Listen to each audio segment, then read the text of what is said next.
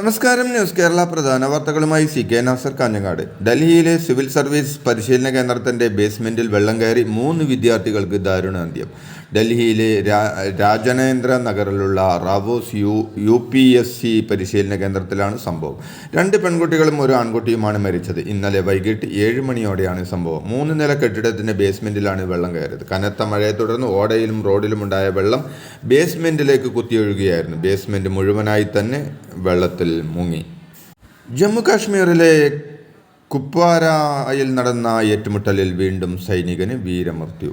ആക്രമണം നടത്തിയത് ഭീകരമായുള്ള ബന്ധമുള്ള പാക് സൈന്യമാണെന്നും പാകിസ്ഥാന്റെ സൈന്യത്തിന്റെ ആക്രമണം പരാജയപ്പെടുത്തിയെന്നും സൈന്യം അറിയിച്ചു. കുപ്വാരയിൽ ഈ ആഴ്ച നടക്കുന്ന 2ാമത്തെ ഏറ്റുമുട്ടലാണെന്ന് പാകിസ്ഥാൻ സ്വദേശിയായ ഒരു ഭീകരനെ സൈന്യം വധിച്ചു. എന്നാൽ ഏറ്റുമുട്ടലിൽ മേജർ അടക്കം 5 ഇന്ത്യൻ സൈനികർക്ക് പരിക്കേറ്റിട്ടുണ്ട്. മേഖലയിൽ ഏറ്റുമുട്ടൽ തുടരുകയാണെന്നും സൈന്യം അറിയിച്ചു. ജമ്മു കാശ്മീരിലാകെ നിരവധി സൈനികരാണ് കഴിഞ്ഞ 2 മാസത്തിനിടെ വീരചരമം പ്രാപിച്ചത്. കോൺഗ്രസിൽ ആശയക്കുഴപ്പങ്ങളില്ലെന്ന് AICC ജനറൽ സെക്രട്ടറിയും ആലപ്പുഴ MPയുമായ KC വേണുഗോപാൽ. ചെറിയ കാര്യങ്ങൾ പർവ്വതീകരിക്കുകയാണെന്നും തെറ്റായ വാർത്തകൾ ചില കേന്ദ്രങ്ങൾ പ്രചരിപ്പിക്കുകയാണെന്നും ഇതിനെതിരെ മുഖം നോക്കാതെ നടപടിയുണ്ടാകുമെന്നും അദ്ദേഹം പറഞ്ഞു. VD സതീശൻ ഏകപക്ഷീയമായി തീരുമാനമെടുക്കുന്ന ആളല്ല.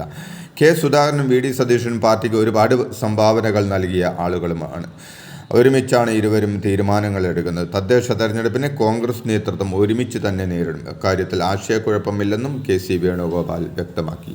കോൺഗ്രസ് പാർട്ടിയിൽ തർക്കമെന്ന വാർത്തകൾക്ക് അടിസ്ഥാനമില്ലെന്ന് പ്രതിപക്ഷ നേതാവ് VD സതീശൻ പറഞ്ഞു. വിമർശനം നല്ലതാണ്. വിമർശനം ശരിയാണെങ്കിൽ തിരുത്തും, അല്ലെങ്കിൽ വിമർശിക്കുന്നവരെ പറഞ്ഞു മനസ്സിലാക്കും. നേതാക്കൾ സ്വയം നവീകരണത്തിന് വിധേയരാകണം. എന്നാൽ വിമർശനം മനഃപൂർവ്വമാകരുത്, അത് ഗുണപ്രദമാകണം. മാധ്യമങ്ങൾക്ക് വാർത്തകൾ കൊടുക്കുന്നത് ചിലർക്ക് രോഗമാണ്. ഉള്ളതും ഇല്ലാത്തതും പറഞ്ഞതും പറയാത്തതും കൊടുക്കുന്നു. അത് മാധ്യമങ്ങൾ വാർത്തയാക്കുകയാണ്. ദൈവം പോലും വിമർശിക്കപ്പെടുന്ന കാലമാണിതെന്നും VD സതീശൻ പറഞ്ഞു.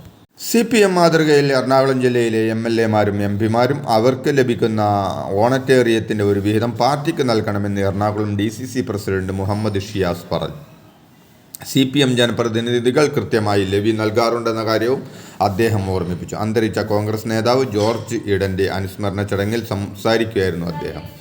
മുൻപ് ജോർജ് ഈഡൻ ഇങ്ങനെ ഒരു തുക പാർട്ടിക്ക് നൽകിയിരുന്നതായും അദ്ദേഹം കൂട്ടിച്ചേർത്തു. മാലിന്യമുക്ത കേരളത്തിനായി ക്യാമ്പയിനുമായി സർക്കാരും പ്രതിപക്ഷവും യോജിച്ചായിരിക്കും പ്രചാരണം നടത്തുക. ഒക്ടോബർ 2 മുതൽ മാർച്ച് 30 വരെ സംസ്ഥാന വ്യാപകമായി പ്രചാരണം നടത്താൻ മുഖ്യമന്ത്രി വിളിച്ച സർവകക്ഷി യോഗത്തിൽ തീരുമാനിക്കുകയായിരുന്നു. ക്യാമ്പയിൻ പുരോഗതി വിലയിരുത്താൻ മുഖ്യമന്ത്രി അധ്യക്ഷനായി ഉന്നതതല സമിതി തീരുമാനിച്ചിട്ടുണ്ട്. പ്രതിപക്ഷ നേതാവും മന്ത്രിമാരുമാണ് സമിതിയിലെ അംഗങ്ങൾ. കേരള സർക്കാർ സ്ഥലമേറ്റെടുപ്പ് നടപടികൾ പൂർത്തീകരിച്ചാൽ എയിംസ് അനുവദിക്കുന്നതിനുള്ള നടപടി കേന്ദ്രത്തിൻ്റെ ഭാഗത്തുനിന്നുണ്ടാകുമെന്ന് കേന്ദ്രമന്ത്രി ജോർജ് കുര്യൻ പറഞ്ഞു.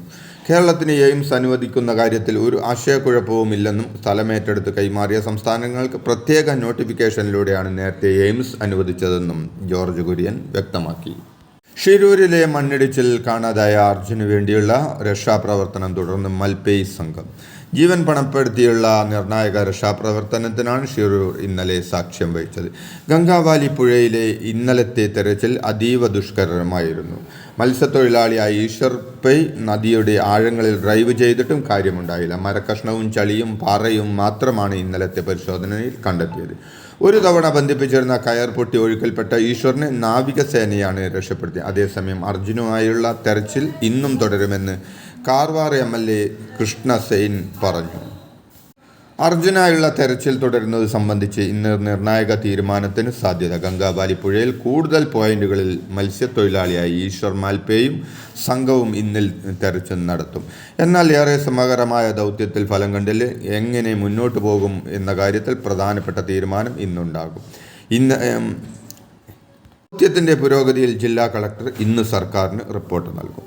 4 പേരുടെ നിപ പരിശോധനാ ഫലങ്ങൾ കൂടി നെഗറ്റീവായതായി മന്ത്രി വീണ ജോർജ്.